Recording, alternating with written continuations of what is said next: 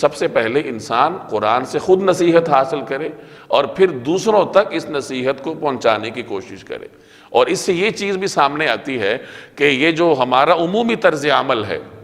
کہ ہمارے سامنے گناہ کا کام ہوتا ہے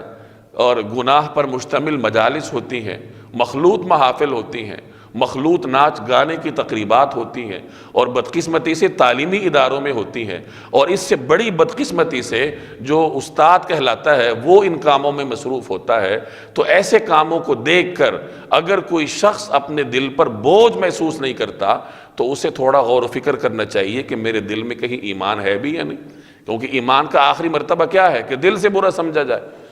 اول مرتبہ تو یہ ہے کہ ہاتھ سے روکو، اور ہاتھ سے روکنا ظاہر ہے کہ حکمران کا کام ہے یا اس شخص کا کام ہے جو اس ادارے میں اتھارٹی رکھتا ہو۔ آپ اپنے گھر میں ہاتھ سے روک سکتے ہیں، ہر جگہ تو ہاتھ سے نہیں روکا جاتا،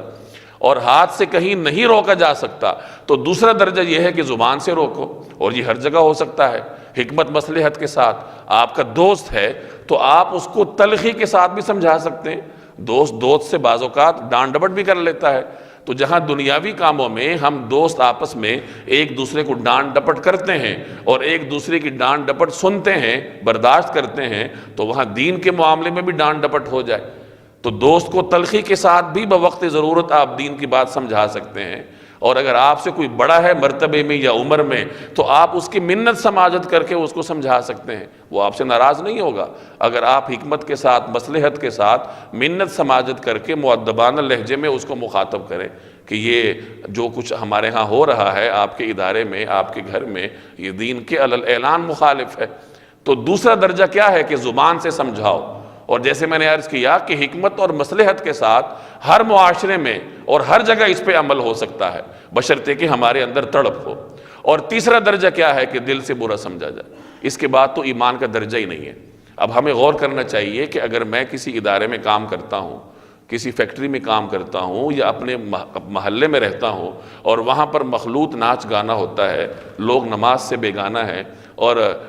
دفتر میں سے آپ اٹھ کے نماز کے لیے جا رہے ہیں، باقی کوئی اٹھ کے نہیں جا رہا، اور آپ کو کوئی تکلیف بھی نہیں ہو رہی، آپ پر یہ لوگوں کا طرز عمل گناہ بھی نہیں گزر رہا، تو پھر غور و فکر کرنا چاہیے کہ میرے دل میں وہ جو آخری درجہ ہے وہ کہاں چلا گیا۔ کم از کم میرے اوپر بوجھ تو ہونا چاہیے کہ یہ میرے دفتر کے لوگ نماز کیوں نہیں پڑھتے، یہ فیکٹری کے لوگ نماز کیوں نہیں پڑھتے، یہ تعلیمی ادارے کے لوگ، بازار کے لوگ نماز کیوں نہیں پڑھتے۔ اب یہاں حدود کے اندر رہنا بہت ضروری ہے۔ اس میں بعض اوقات اس طرح ہوتا ہے کہ ایک آدمی بوجھ محسوس کرتا ہے